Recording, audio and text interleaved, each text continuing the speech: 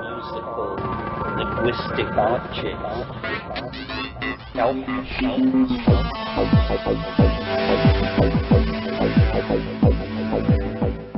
Greetings from Cyberdelic Space. This is Lorenzo, and I'm your host here in the Psychedelic Salon. Today's program is a continuation of the series of trialogues held between Terence McKenna, Ralph Abraham, and Rupert Sheldrake at Esalen in September of 1989 and again in 1990.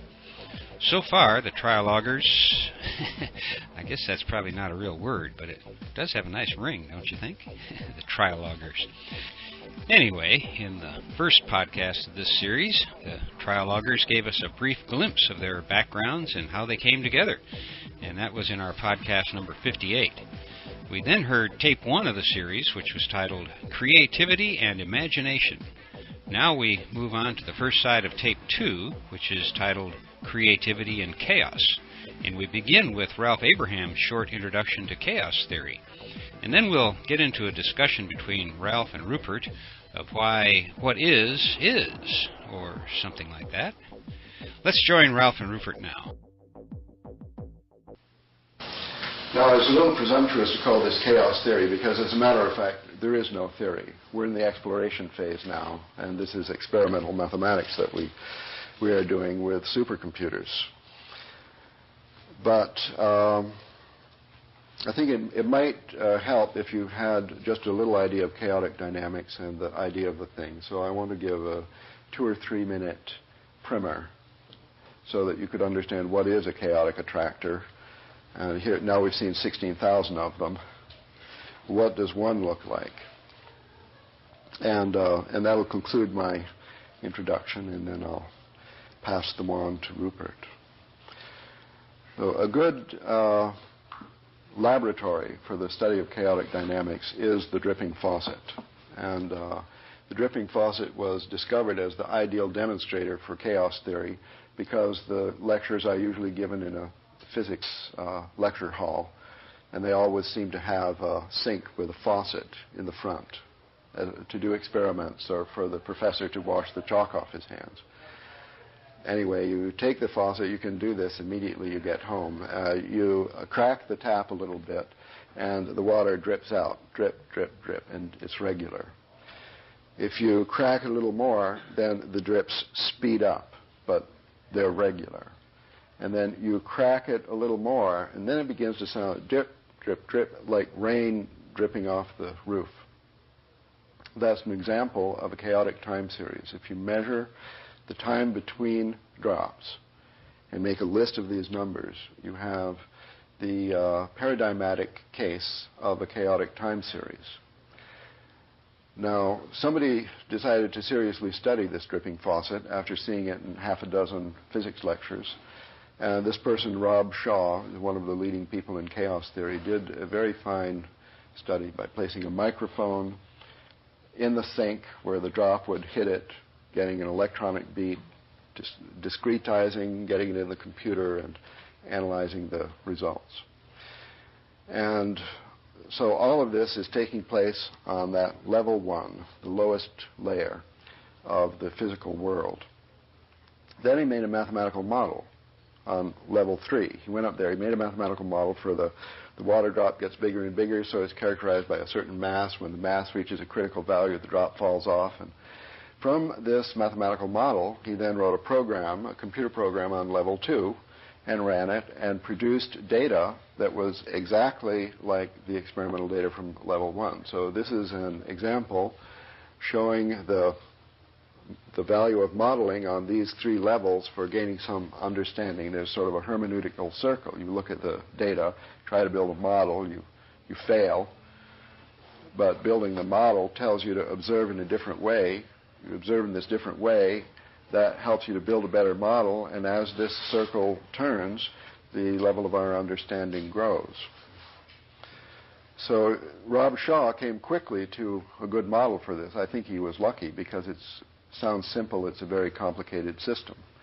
It relates to waterfalls, for example, when the spray comes off the waterfall. And here's another example of a chaotic system. Could you write some equations and obtain a computer program that simulated the spray from a waterfall? I doubt it. The new way of looking at the data that came to him from the theory was to take the sequence of numbers, the time between drops. You just visualize a column of numbers. And you make a carbon copy of it and move it over to the side. And then you whack one number off the top and move it all up one number. Now you have a series of pairs. And then you plot these pairs on the plane as a set of points. So he did this. There's a film or video available for aerial press that shows the machine actually doing this. And from this totally chaotic data, viewed in this particular way, which is called chaoscopy, you get these points in the planes that if the data was really random, the dots would be all over the plane. Instead, they lie on a curve, a smooth curve. So from the observation of the data in this way, the smoothness of the curve suggests a kind of model that you can actually take off the shelf in the building where the chaos theorists are working and apply it to your data, you see. And the simplest model on the shelf of the chaos theorist's closet is called the logistic equation. It produces a series of numbers that are apparently random, but actually they comprise one of these simple geometric figures. So this curve, that the data plotted in this special way of the chaoscope, is a curve, and that is called the chaotic attractor. So there are models on level 3 which are good models for understanding certain behavior on level 1. And level 2 is an intermediary which can either create the model, the mathematical model, from the real data, or create experimental data from the model to compare with laboratory data. Well, to conclude, this video was made out of these simplest possible dynamical systems called the logistic equation.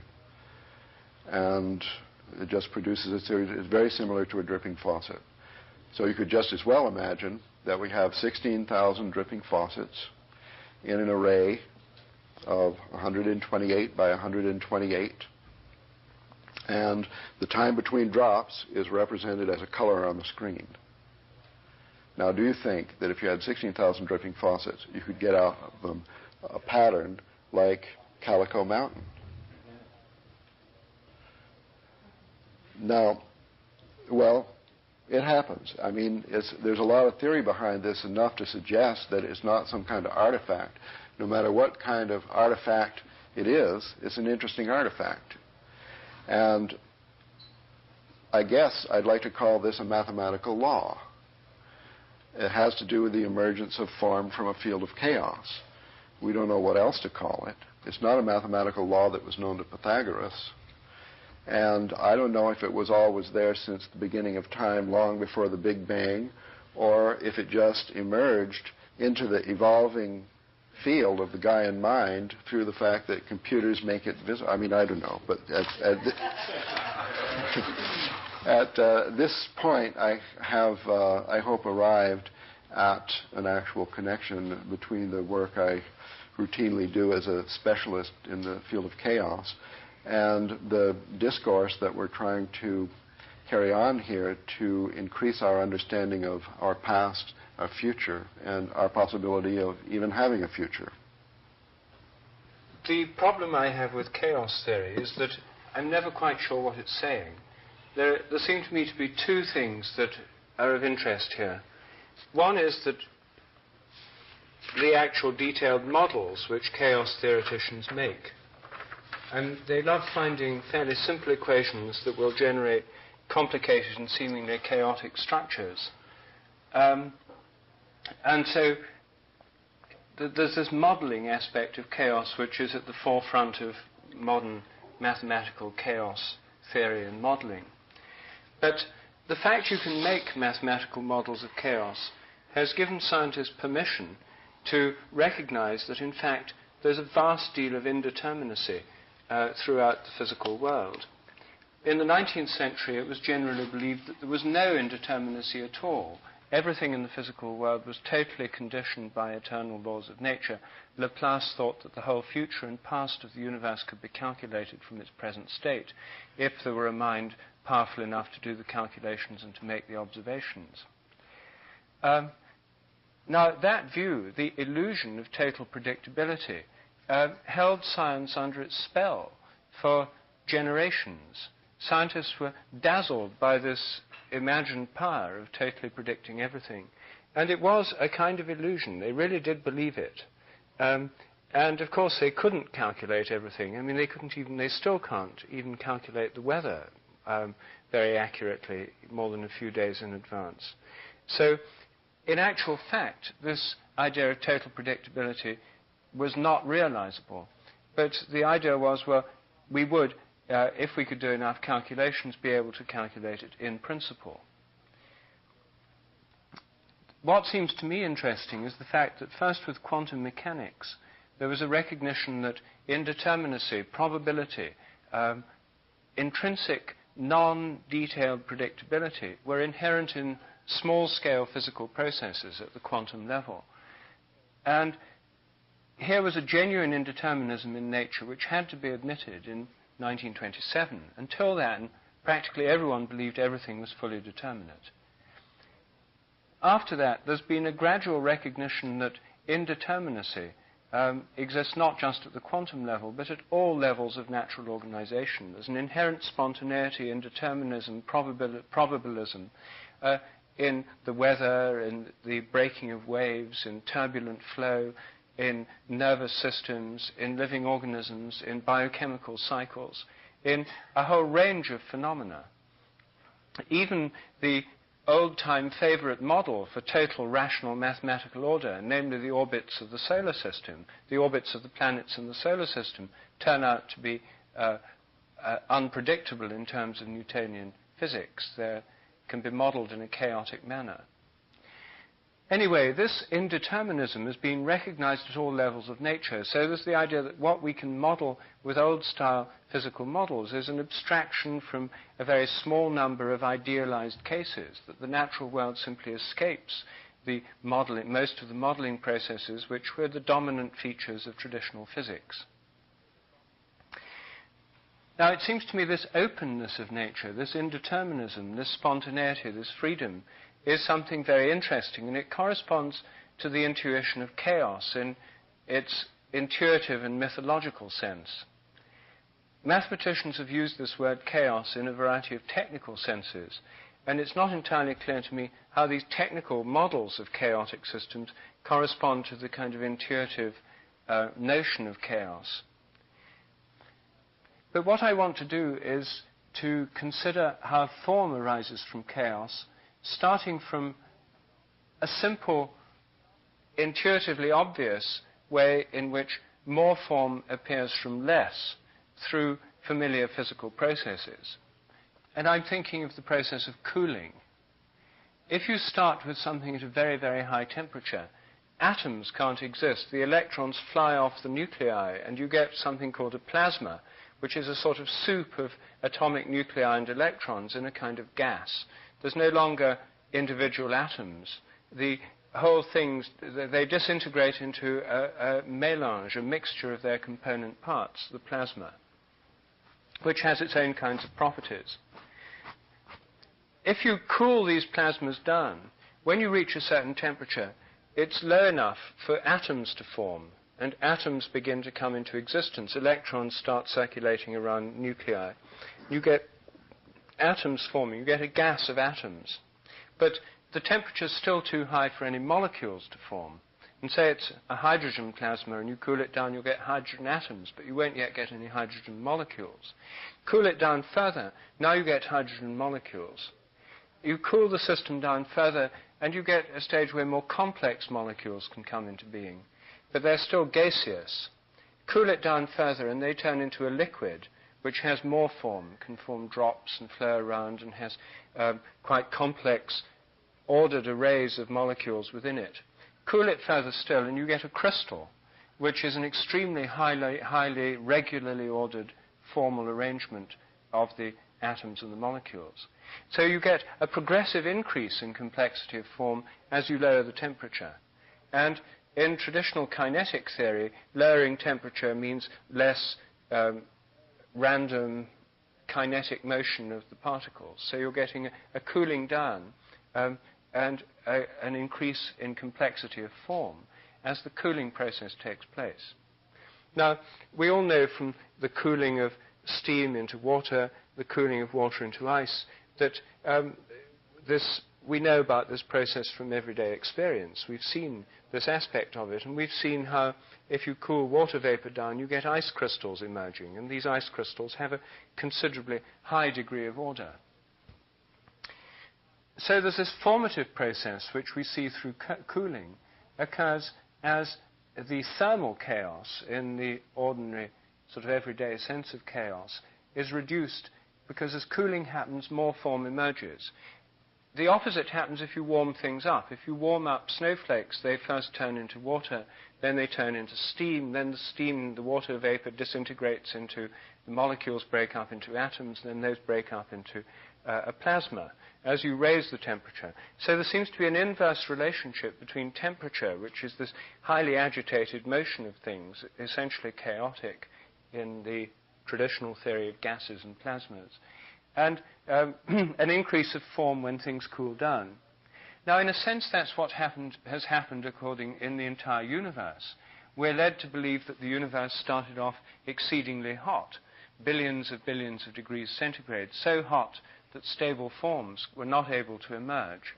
By expanding, it cooled down. The cooling process of the universe is associated with expansion. The cosmic expansion both creates more space in which new forms can appear, and by making bigger gaps between things, somehow cools the universe down, so the temperature drops. And as the temperature drops in the developing universe, according to standard models, more and more form comes into being. First you get atoms, then stars and galaxies condense, then you get solar systems, and through the cooling of matter you can get planets. These planets are the cooled remnants of exploding stars. The elements in us and in our planets are stardust, formed from supernovae. So there's a cooling down of these things that came from immensely hot sources. Then you can get rocks forming crystals. And in a sufficiently cool planet, and yet a sufficiently warm one, within a fairly narrow range of temperature, you can have the evolution of life as we have had on Earth. So this appearance of forms comes out of an initial state where these forms are not present, and they appear through a kind of cooling. There's a formative process going on, and we can call this one way of looking at the emergence of form from chaos or disorder. Well, how do these forms come into being? This is the big problem of evolutionary creativity. How do the first molecules, how did the first zinc atoms come into being? How did the first methane molecules? How did the first salt crystals? How did the first living cells? How did the first vertebrates? How did the first of anything come into being in this evolving universe as it expanded and cooled? Well, one way of looking at this is to see the expansion and cooling process, and indeed the flow of events as being, thinking of it in terms of the flux of energy. And one of the great unifying concepts of 19th century physics is a unified conception of energy. Now, it's not entirely clear what energy is. Energy, in some sense, is the principle of change. The more there is, the more change that can be brought about. It's, in a sense, a causative principle. And it's a causative principle which exists in a process. In this process, the energetic flux of the universe underlies time, change, becoming, and the flux process itself seems to have an inherent indeterminism to it. This flux process, the universal flux, is organized into forms by fields. Matter is now thought of as energy bound within fields, the quantum matter fields and the fields of molecules and so on. And I think there are many of these organizing fields, the morphic fields. And the fields are somehow organizing the ongoing flux of energy, which is always associated with this spontaneity and chaotic qualities.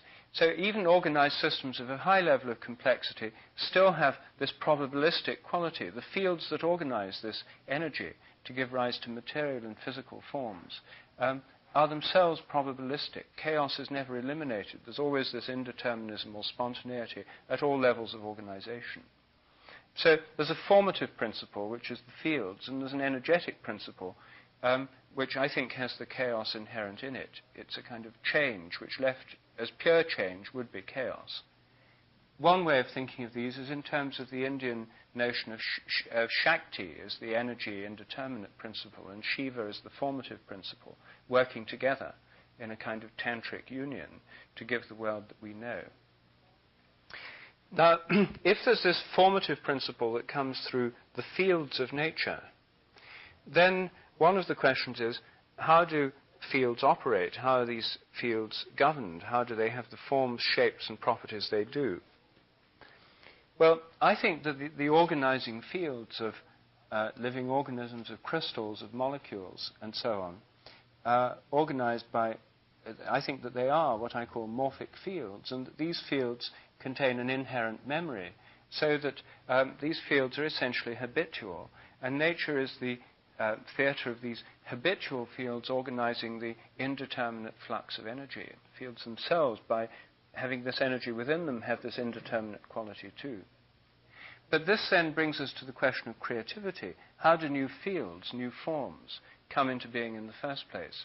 Where do they come from? Well, this morning, with Terence, I was discussing how they may arise out of the interaction between chaos and some kind of formative, unifying aspect of the cosmic mind, which Ralph has hijacked for the Pythagorean sect by calling the realm of mathematics. That there's an interaction here between these two levels, giving the world of becoming that he's shown by the wiggly line in the middle.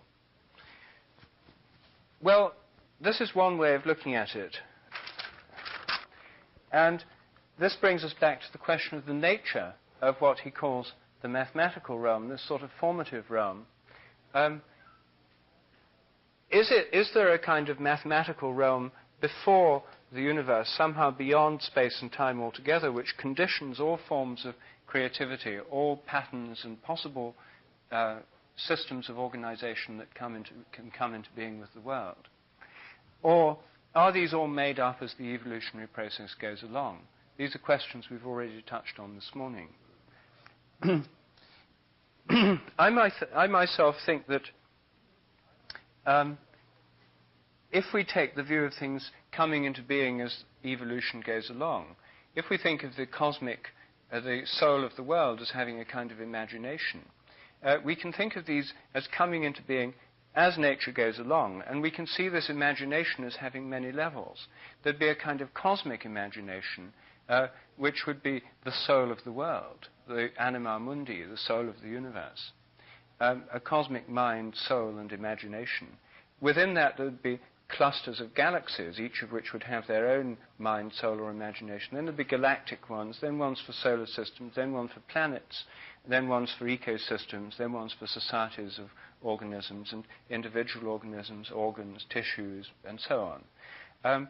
There'd be many levels of organizing soul. I think these morphic fields could be regarded as an aspect of the souls of systems at different levels of being.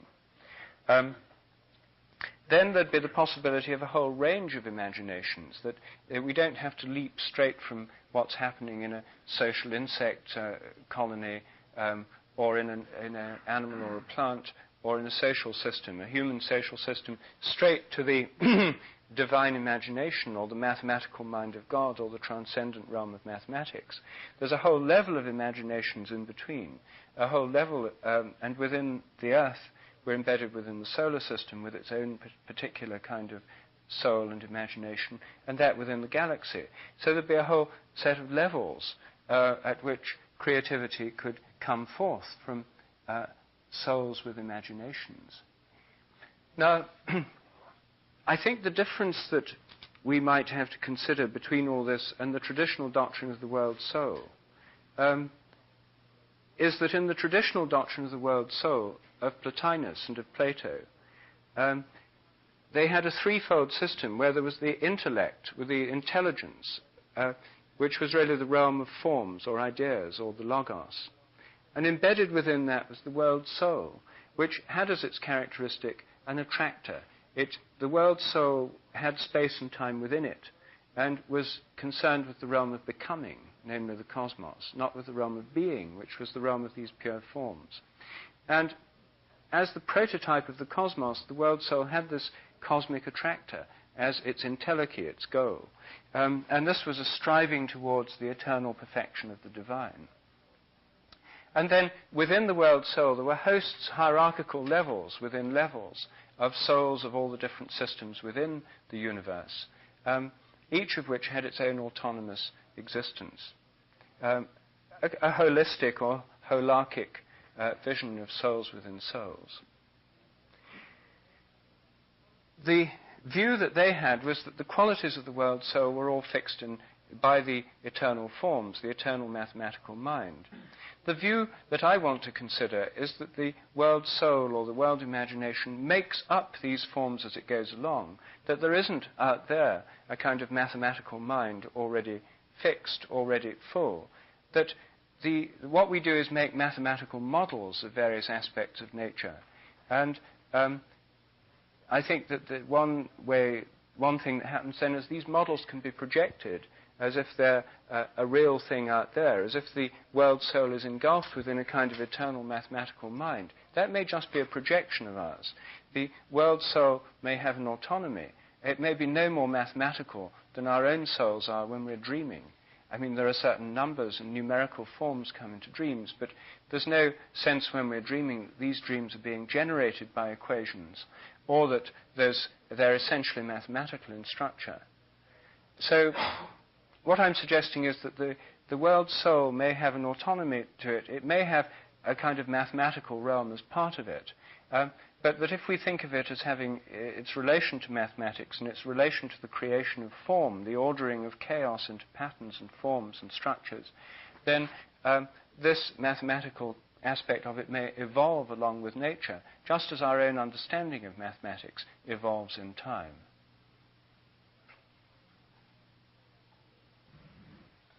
Well, I think that we are talking about complicated things, complex, obtuse, and difficult ideas, and we're talking about them in a language which seems more or less appropriate. So as you speak, I get an idea, I get a picture. I mean, for me, it's frequently a picture. And I don't see that mathematics is substantially different from verbal description as a strategy for making models.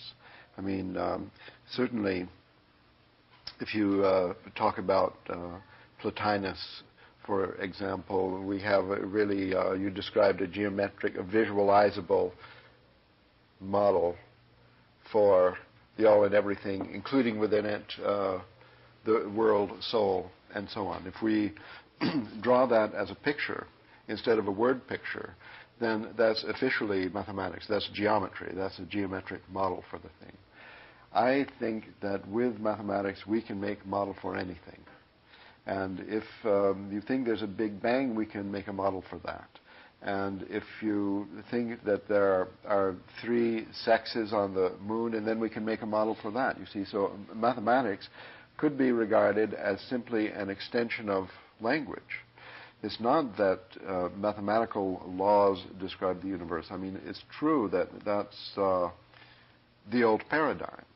But I'm thinking that mathematics is a particularly good language for describing, discussing, imagining things that are really complicated. And the more complex, the more structured, the more difficult to engulf in our minds, the more appropriate mathematics might be, or maybe music might be. But words, I think, are frequently inadequate, that they have evolved, our language has evolved through the necessity of sharing our experience on a level of complexity which is more or less traditional and which is inadequate to understand the whole world or the world soul or the ecosystem, the biosphere of planet Earth or something. So mathematics has only a little more magic than language. And we could say, well, the conservation of energy, that's a verbal description of something that you could also say mathematically. So I think that your maligning mathematics in this way is unjustified. And I guess I've been quoted in the Chaos book as saying that chaos theory is the biggest thing since the wheel. Well, I believe that. I also think the wheel was a really big thing. But on the other hand, I've been quoted as saying that chaos theory is no big deal. So whatever you say, I agree with you. But I mean, about determinism, if I could reply to that, it's a long time ago, but that was, you said you had a complaint about chaos theory, about determinism and prediction. And there are 2 or 3 reasons why chaos theory is good for you. One thing is, if you accepted chaos theory as a way of modeling anything that we're interested in, which personally I don't, not by itself, it's too simple, then it's still good for you, because according to chaos theory, prediction and determinism are impossible. Even though it uses the language that the deterministic thinkers used, when you look into the technical details of it, prediction is impossible. You only get a sort of a probabilistic something or other. Secondly, the models for anything that you want to talk about, such as cooling is a good one, they don't come from chaos theory, they come from bifurcation theory. And that is really good for you, because bifurcation theory exemplifies the best in mathematics. The most it can possibly do for you is rule out a lot of possibilities that you might imagine might happen, and then the mathematics says, well, no, according to the assumptions that you said you believe, then all this won't happen, only this. And then you get a list of 3 or 4 of these so-called bifurcations. They're the only things you're going to expect to see in any system which is well modeled by the theory where these models come from. So when you have cooling, then you have, let us say, a control knob where you're turning down the heat under the pan, and the boiling is gradually subsiding to simmering, which is subsiding to a little bit of waving, which is subsiding to nothing. Then we have at each stage, coming from the mathematics, a model which has attractors, which has maybe chaotic attractors. But every time you change the knob, you get a different model. And therefore, if you can't predict how the knob is going to change, the models don't give any prediction at all, and they're irrelevant. And the only interesting thing is that the theory can tell you certain transformations you'll expect and others not. For example, Terence had pointed to the punctual aspect of evolution, that many transformations are saltatory, they are catastrophic, they are abrupt. And here the theory comes in and saying, models of this type in this theory, most of the transformations are abrupt, and they have kind of a theory Y, which is a geometrical model, which is only of use to those people who are thinking of the structure of the theory as opposed to what is happening in the ordinary world. So this bifurcation theory is good for you, and it gets rid of all, if chaos theory wasn't enough, that says determinism is impossible using mathematical models, forget it. Then we don't even think those models are appropriate anyway. Instead, you have these models that are changed by a parameter, which experience bifurcations. We have a very good encyclopedia of bifurcations, and those are good models for sudden changes, as, for example, in the emergence of form, as, for example, in the Neolithic Revolution, as, for example, in the crystallization of the planets, of the stardust. So that's the good news. But the truth is that this theory can be used to model everything, so it never settles any question as to the origin of things or the true nature of the ordinary reality. And therefore, it's worthless.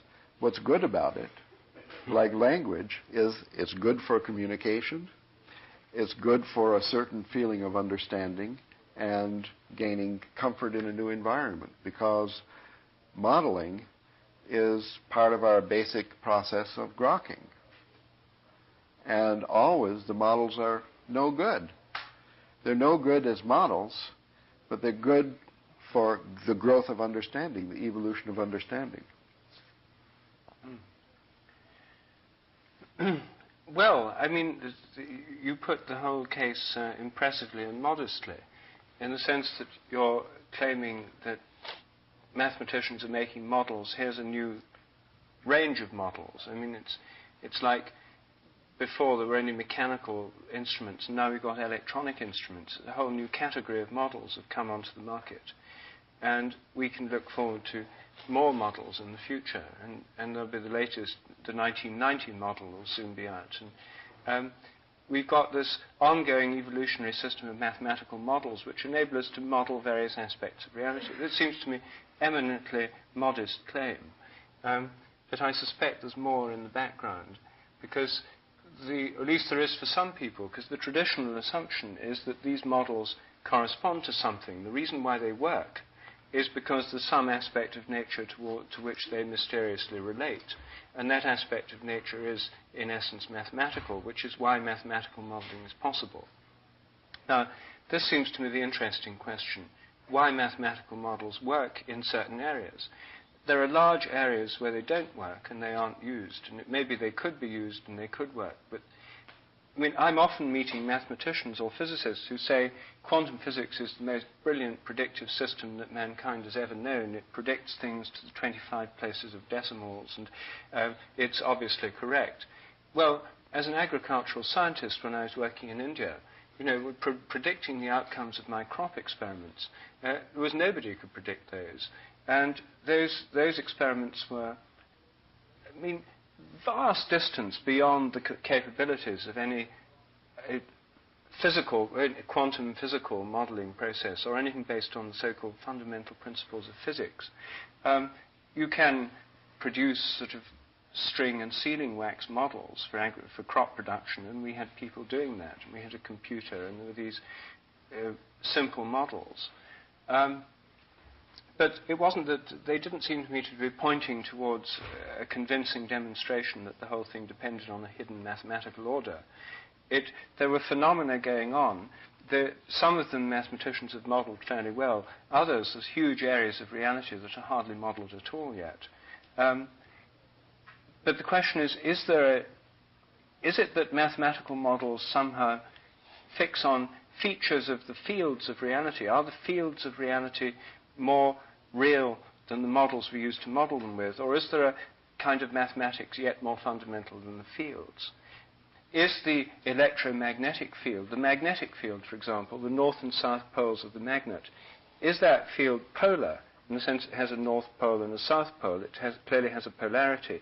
And is the electromagnetic field polar in electric charge as well? There's a positive and there's a negative charges. These polarities we find inherent, for example, in the electrical and magnetic fields.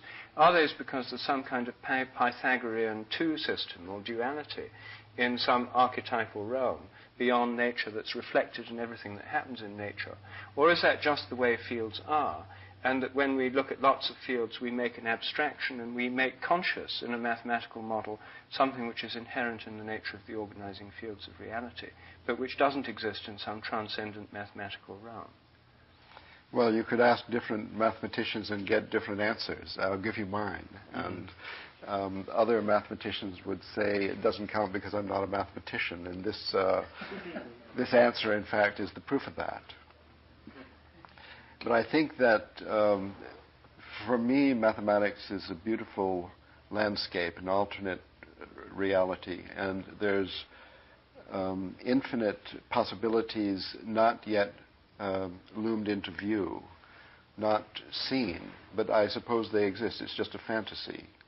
And there may be other parts which don't exist, but they'll be created by the efforts of people such as myself who just go there all the time and hang out there and study there and give it energy, which is the nutrition and so on. So there is some older part and some younger part in the mathematical landscape, and this entire system is in coevolution, I suppose, with the evolution in ordinary reality. In this mathematical landscape, there is only small parts which have been used and probably ever will be used for modeling anything in ordinary reality. From the viewpoint of any non-mathematician, which is almost everyone, then those pieces of mathematics that have been used by somebody for modeling something familiar, like the simmering in the bottom of in the boiling water, those parts are the only parts of mathematics that are visible. So then they proclaim how amazing the perfect fit between the mathematical concept evolved solely in the context of the human mind and this boiling pot of water. How amazing, something real, something only in the mind, the resonance, you see, but it's just like some small parts of mathematics that have ever become visible in that way. Furthermore, they became visible primarily in the context of mathematical physics. And mathematical physics, I guess, is unfortunately an evolutionary dead end. So you have to carefully watch out to take any inspiration from it, especially something like quantum electrodynamics. You have a really good one, mathematical physicists such as Stephen Hawking going on record in several of his books saying that theoretical physics is done. Everything we can figure out is figured out now. And other theoretical physicists would like to say, I'm sure that, we'll progress a little further, but basically, although Hawking is probably wrong, in essence, he's kind of right, because this whole subject is devoted to the study of the simplest possible systems. Now, when you talk about your experience as agricultural scientist and so on, there you are talking of experience in a realm which is infinitely more complicated than the most complex system that a physicist ever looked at. So the parts of mathematics that have been used by these physicists are the parts that are the least interesting to us. And I want to tell you this good news that, at least in my opinion, mathematics offers much more to the more complex sciences than it offers to physics. And the whole potential of mathematics to aid us in our own evolution comes from the fact that it can extend our understanding of systems that are too complex to understand without it. It might be good for that, you see.